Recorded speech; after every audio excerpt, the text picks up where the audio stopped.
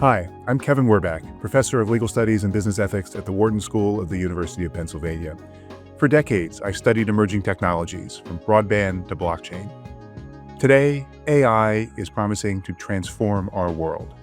But AI needs accountability, mechanisms to ensure it's developed and deployed in responsible, safe, and trustworthy ways. On this podcast, I speak with the experts leading the charge for accountable AI. Richa Kaul is CEO and founder of Complyance with a Y, an AI-first governance, risk, and compliance platform for enterprises. She previously was chief strategy officer of the legal tech company Contract Pod AI and a consultant at McKinsey. In our conversation, we discuss how AI fits into larger frameworks of governance, risk, and compliance, the key AI risks enterprises are facing, the challenge of data leakage with generative AI, questions companies should be asking their AI vendors, how to address the risk of AI agents, and why AI governance is still a priority at firms despite the current pullback on regulation. Richa, thank you so much for joining me on the road to accountable AI. Thanks for having me, Kevin. Your firm Compliance is in the GRC, governance, risk, and compliance area. First, before we get to AI, what are the major issues that enterprises are dealing with broadly in that space? Great question. I think that it's a little focused today around risk visibility. I think that there's a gap where CISOs and CCOs feel like when they're approaching the board or the executive team and talking about risk, they don't feel true control and visibility over the risk in their business. And so when they're being asked things like, where is the biggest risk coming from? They are sharing, what they believe to be true, but they would like to have more control and confidence in some of the answers that they give. And I think that that's a huge part of what, makes GRC such an important function today. And where does AI fit into all of that? How much is AI changing the landscape as firms start to adopt it? Yeah, great question. So I feel like these two little letters AI have really changed the conversation, maybe more so than they necessarily should. So I think that when it comes to AI, I like to think about it from an internal perspective and an external perspective. And it's helpful to break it down in that way. Because from a GRC side of things, you're talking about governance, risk, and compliance. And that means AI that you're using internally, both potentially in your product as well as for internal functions. Then you have the piece kind of external AI, and that means like AI and the vendors that you're considering. And that's a whole other section, AI and governance and risk that comes into play. So maybe it's useful if you Mhm. agree to talk about both Sure. sides. So I think on the internal side, what we are seeing is that AI is changing the way that people work. And we all know this, but it's especially coming up when, we're talking about risk observability, because right now the risk landscape is increasing so quickly and so fast that it's impossible for humans to keep up, no matter how much headcount you can possibly add to a team. And AI creates essentially increased observability and therefore better risk visibility across the team. And whether that's internally built agents or through softwares, like that is one of the biggest changes in how people are working and how we're thinking about it. People are, of course, adding AI into their own products. And then that creates kind of the question around AI security and AI privacy in the products that the company themselves are putting out. And that creates, things like ISO 42001 or NIST RMF and different standards that you now have to comply with on top of what you were already doing before. In terms of the external piece, I think this is what's really interesting. The third party risk management or TPRM processes are kind of rapidly changing right now based on AI in your external vendors. And this is where I feel the fluency around AI is lacking just a little bit and needs to be improved quickly to keep pace with AI innovation. Because I found that governance committees, and a lot of these AI governance committees are kind of popping up now. They're not necessarily asking exactly the right questions. I think fluency needs a little bit of time to catch up with the innovation of AI. So long answer, but happy to dig into any of those pieces.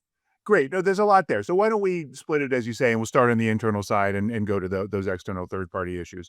Um, there were two elements in what you talked about internally. There's AI as improving observability, Hmm. but AI also increases the risk landscape. As these Mhm. new AI tools are being deployed, there are all these risks that come about for AI. So how do firms balance that? How do they take advantage of AI to address risks while also addressing a new set of risks? Well, of course, there's so many applications of AI that we could talk about when it comes to increasing risk observability. Everything from, AI-based like risk monitoring, Mm, AI-based cybersecurity monitoring, AI-based GRC tooling. I think that one of the important areas that companies need to invest in on the internal AI is actually training their teams on what is the security and privacy best practices of using AI. So I say this because there's all these memes going around of people putting in their company's proprietary information into ChatGPT or Gemini or, you know, Anthropic or Claude. And it's funny because I think that's actually happening. mm, you have, you have this happening every day, and it is actually a security issue, and people are not seeming to be training on this ugh. yet, and they need to do that because people are using these tools to, make their own jobs more efficient or get thoughts on an email they're writing or so on, and they're uploading a lot of stuff in there, and I think that that needs to be addressed pretty soon. Whereas on Yes. the engineering side, I'm seeing much more fluency.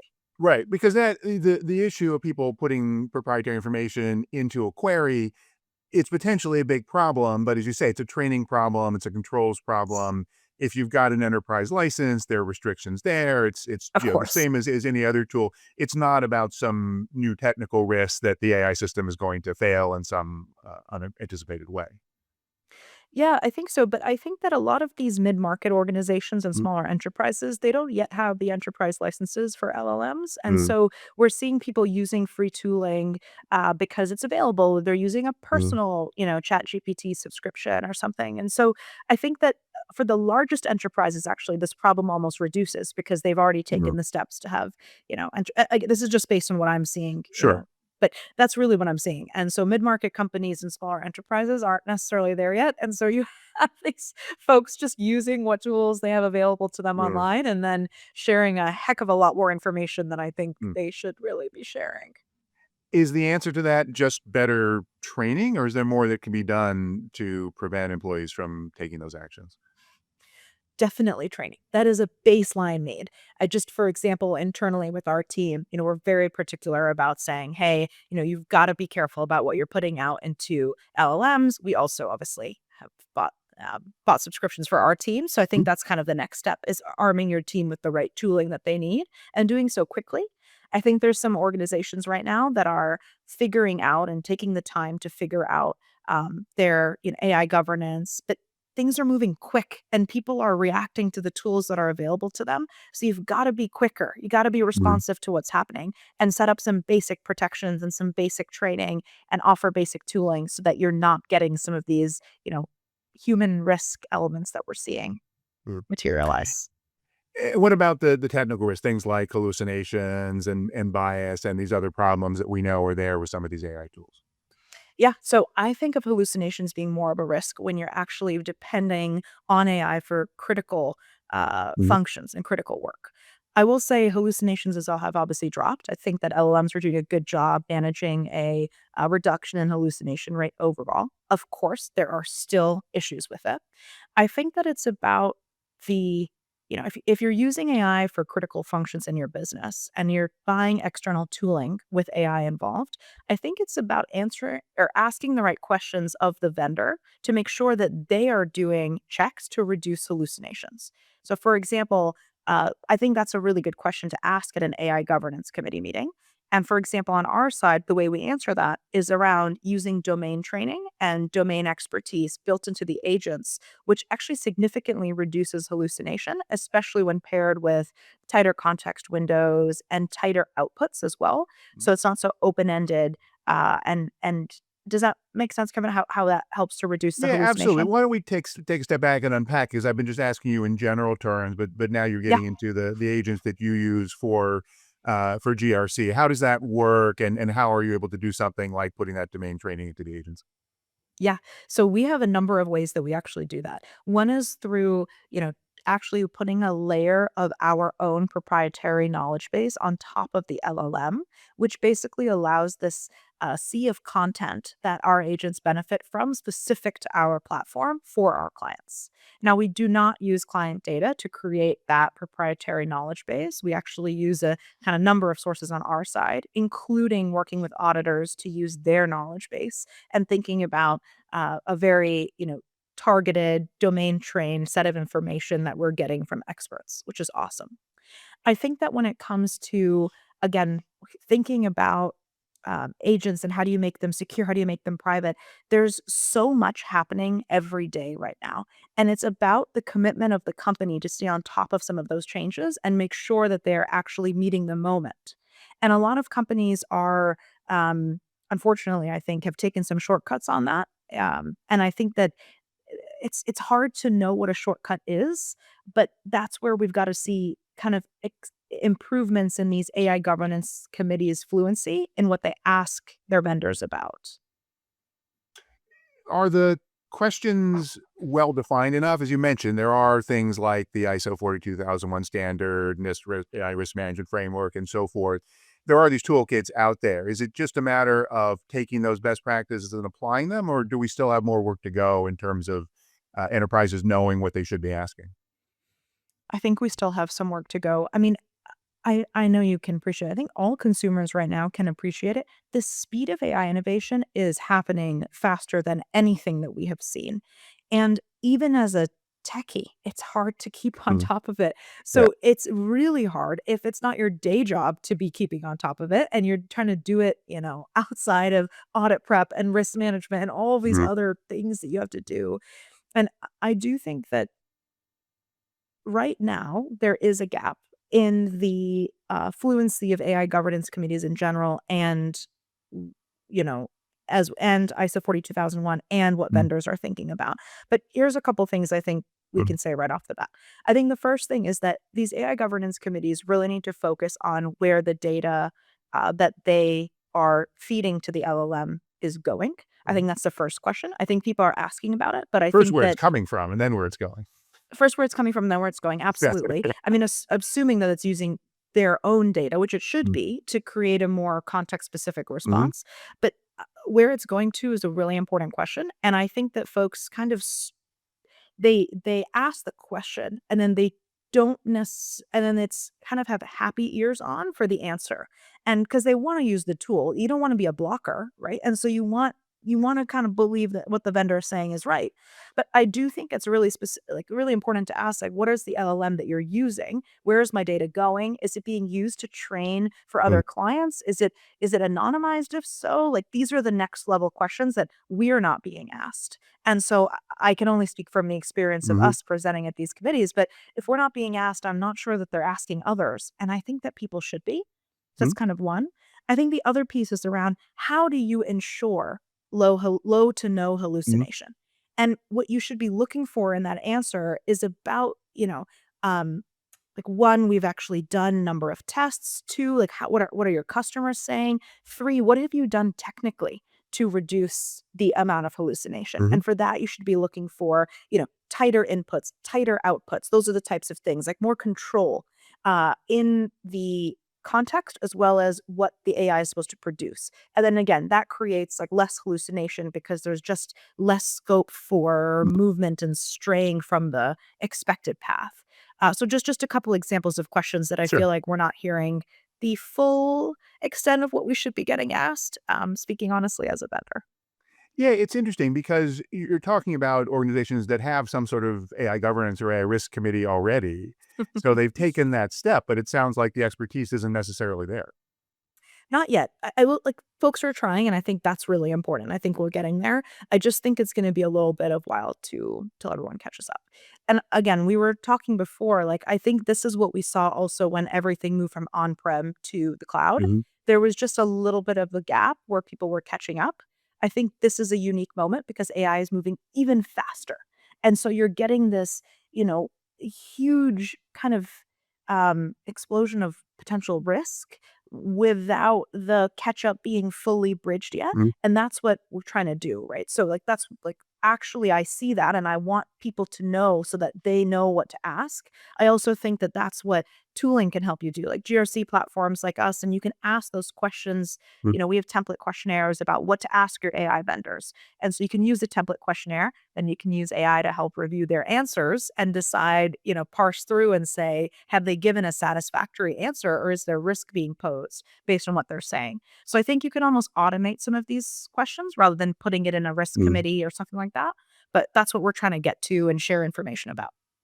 Yeah, and it gets back to where I started. We had the move to the cloud, which Mhm. everyone understood, or at least should have understood in enterprises, raised a whole new set of risks and a whole new set of issues. Mhm. Um, we also had GDPR and the rise of data protection, and so most of these organizations have structures around data management in some cases because they have to for regulation. Mhm. Um, with AI, there's the whole field of ML ops, and there's a lot of tooling that's going to be in there with existing AI structures. Mhm. um, is it just a matter of adding on a new set of questions? You talked about how AI is moving fast, but are there structurally different kinds of risks that are coming up now?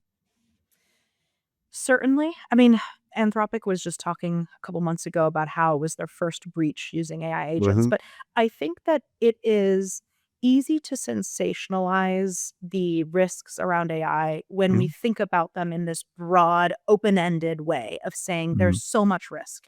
I think instead we need to break it down by category, and which I was trying to do, and I think we mhm, can make it even neater. So I think it's like, okay, there's risk of having AI in your offering. There's mhm, some risk associated with that. The solutions there are doing things like, aligning to something like ISO 42001, NIST IRMF, doing risk assessment specific to the AI tooling, being really on top of privacy and security best practice with your AI. That's one kind of section.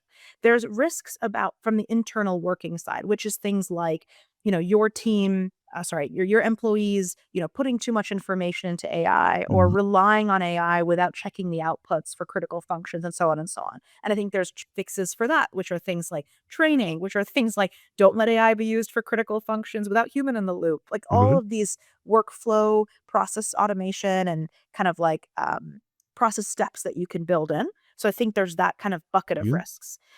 There's the bucket of risks of the AI in your vendor's products that you use mhm, every day, and how do you make sure that your data is not going places you don't know and all of that. Then there's the fourth bucket, which is AI being used for kind of, bad actors to misuse, right, yeah, misused by bad actors to attack you, and having, the power of the AI, kind of, trying to get mhm, into your system. And that is obviously, I think, the scariest one out of that group, but it's also the one that we have to go back and rely on our security practices. And it's not shockingly different from what you need to do to be mhm, SOC 2 compliant or to live SOC 2 compliance, actually, I should say. And it's not radically different from some of the measures that we're already taking. We just have to be vigilant. We have to be prepared. Like no one does, no, they do, but no one loves to do your business disaster recovery tests every year. You don't love it. mhm, You know what? mhm, I say in this world, make it quarterly. Like those are the types of things you need to be able to respond quickly. mhm. It can't be your first rodeo when this happens. You got to know how to respond and how to react. So I guess I don't want to sensationalize the risk around AI. I want to be practical and say Mhm. these are the buckets of risk that AI, creates for us, and what can we tactically do to address each bucket. And that's how I think that we move forward here and we lean into what is a technological innovation that's going to move forward with or without us. Mm. So most organizations started with principles and general frameworks, and Mhm. presumably at some point, this becomes really about processes and audits and things like that, as we have in these other areas. How far are we on that journey? Hmm. Good question. And obviously, I'm asking you Yeah. in the abstract in general, which there's no way to answer. But I guess I'm curious what you're finding with organizations where they're getting stuck along that trajectory. I think right now we're very early in the adoption curve. And so, therefore, we're earlier right now in the auditing curve related to AI. I think that auditors are, um, they are already doing so much work and so much testing that I Mhm. think adding AI to the mix of everything they have to test for opens an entire other dimension that most folks haven't necessarily gotten to yet, unless they're, of course, an ISO 42001 auditor.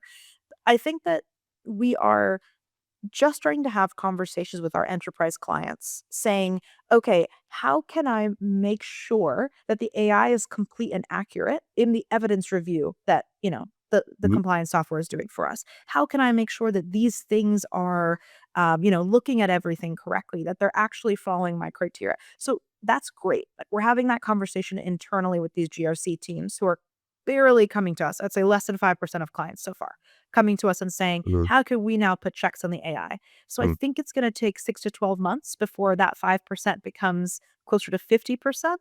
And in my experience, it's around then with that critical mass that auditors start to pick up on it too and bring it forward.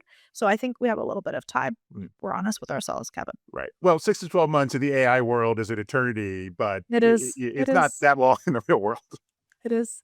You know what I think will be interesting? I think that AI employees are not that far away. And I think, folks feel many different ways about it. And I'm not commenting on it from a personal perspective. I just think that that is where we are headed in 12 to 18 months. And then I think we have a whole nother version of AI risk because now you're talking about AI making decisions for your business. Yeah. And that is, yeah, then we really got to be auditing the AI that we're using to do those types of things. Yeah. So how do firms get ahead of that agentic AI risk? 'Cause you're right, there's a lot of talk about AI employees, but in Mm. terms of, starting to deploy some of these agentic systems where they can actuate and have effect in the world, that seems to be happening. And as you say, it does raise the risk threshold. So what do we need to do now? I'm gonna go back and say I really like to make things tangible Mhm. and solvable. And so here's what I would say. This is happening. We need to figure out how to deal with it. When I think about the most initial way, like the kind of like the first step we need to take. Anytime an agent is performing functions that a human used to do, let's just say, or that a human did not used to do, anytime they're doing something that is an end to end workflow, we have to go through the simple process of mapping out literally what the agent can possibly do, all of the Mhm. things the agent can possibly do from start to finish, and make clear points and say this should be a decision point where a human should be in the loop. This should be a decision point where a human should be in the loop and build in those guardrails.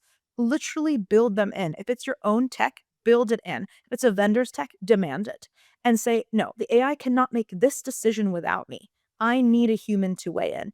And by just doing that simple process, you've now said, okay, these are where this is where the AI could then go astray outside and before, those points. And if the vendor says, sorry, can't do it, or if your team can't build that human in the loop, at least you know where your highest risk is and you Mhm. can put eyes on it. Yeah, I mean, I know this sounds really, really basic, but I actually think it's going to help to reduce a significant amount of risk because people are not necessarily thinking about it like that today.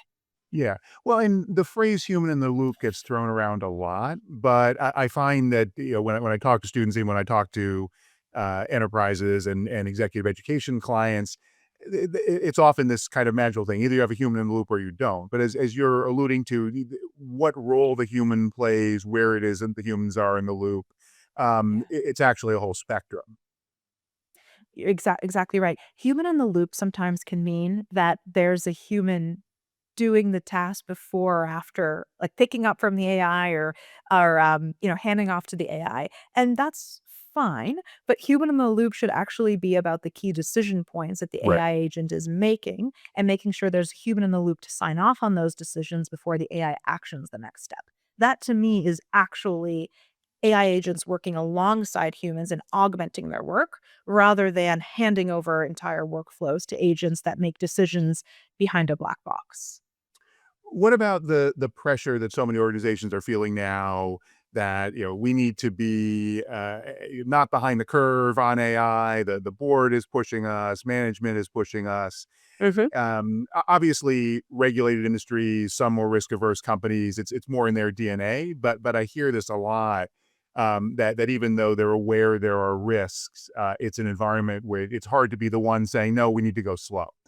Ugh, yes, I totally agree. And that's where I think two things are happening. One, third party risk management is Mhm, becoming more important than ever because most of the times these companies who want to adopt AI forward initiatives, which obviously I think is great in many ways, I think that they're relying on external vendors to basically give them the AI tooling.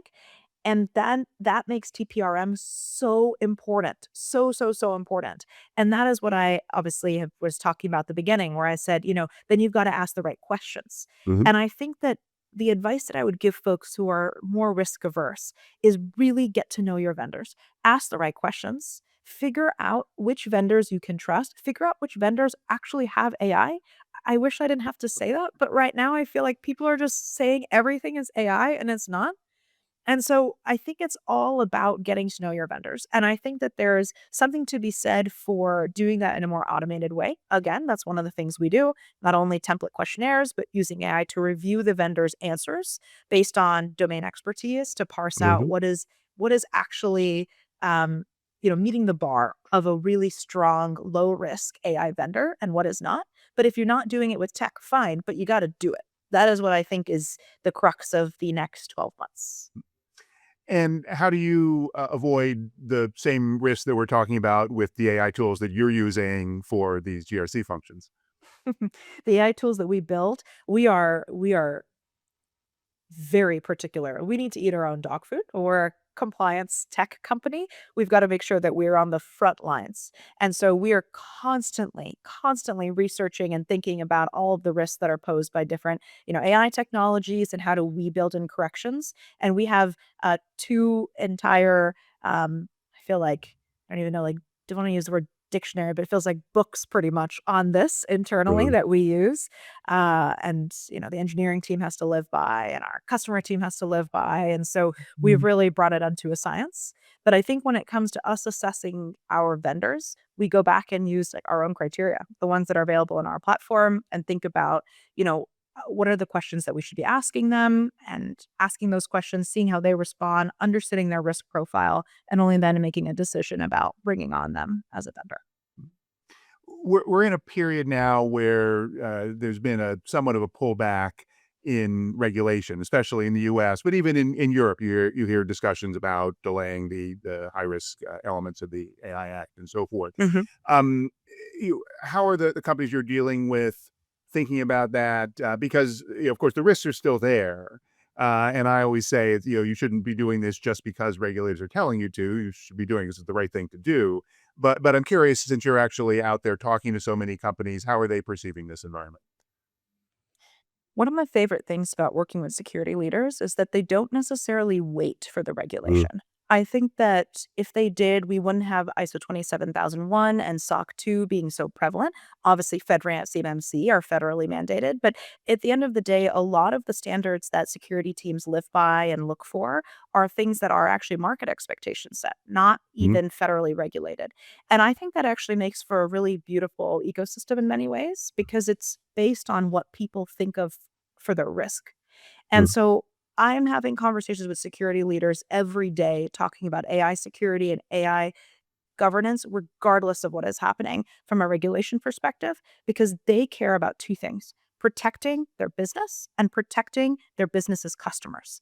And that doesn't wait for regulation. That is just the here and now. How did you get into this space, and how does that influence the way you and your company think about this work? Very honestly, I am a huge data privacy nut in my Mhm, personal life. I really don't like when governments or businesses have more of my personal data than they need. And at some point, I realized that there's only so many privacy configurations I can toggle on and off. And the best way to protect consumer data is to help secure the companies who hold the world's data. And that guides us a lot. That is the why behind compliance with a Y in our name. I think it helps keep us focused on the mission. This is not we're not just trying to sell software to enterprises. We are trying to help support enterprises in their GRC team's missions to keep mhm. consumer data safe. And we align to that as much as we possibly can. Yeah, it's interesting 'cause I talk to again, I teach a lot of students and there's great concerns about digital platforms and their use of data and so forth. And then we get into these issues, and and you say to a company, well, you might think naively, we just want to scrape all the data we can, but then you're creating this massive attack surface in this environment, where everything is at risk if you're not being careful about it. So it's good to hear if you're finding that resonating with organizations.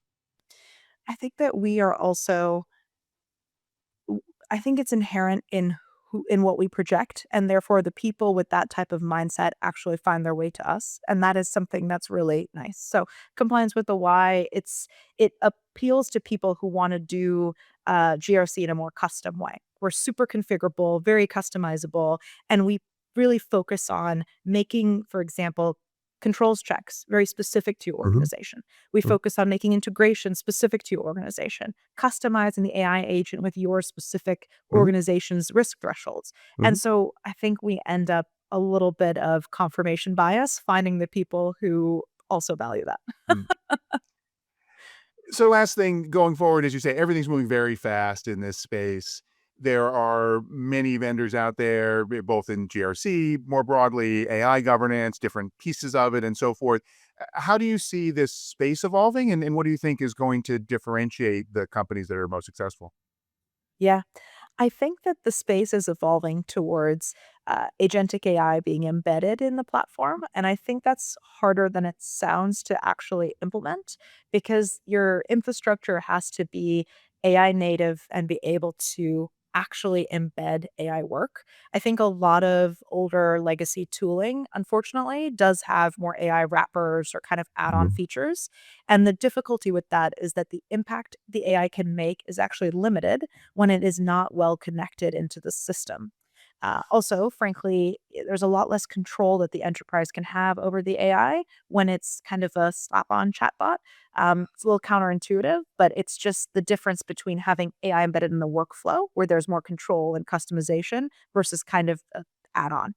And so I think the winners right now will be folks who actually use AI to create real value. And I think that one of the enablers of that is the AI native abilities of the tech itself. Great, Richard. Thank you so much for this conversation. Thanks so much, Kevin. This has been The Road to Accountable AI. If you like what you're hearing, please give us a good review and check out my Substack for more insights on AI accountability. Thank you for listening. If you want to go deeper on AI governance, trust, and responsibility with me and other distinguished faculty of the world's top business school, sign up for the next cohort of Wharton's Strategies for Accountable AI online executive education program, featuring live interaction with faculty, expert interviews, and custom-designed asynchronous content. Join fellow business leaders to learn valuable skills you can put to work in your organization. Visit execed.wharton.upenn.edu/ACAI for full details. I hope to see you there.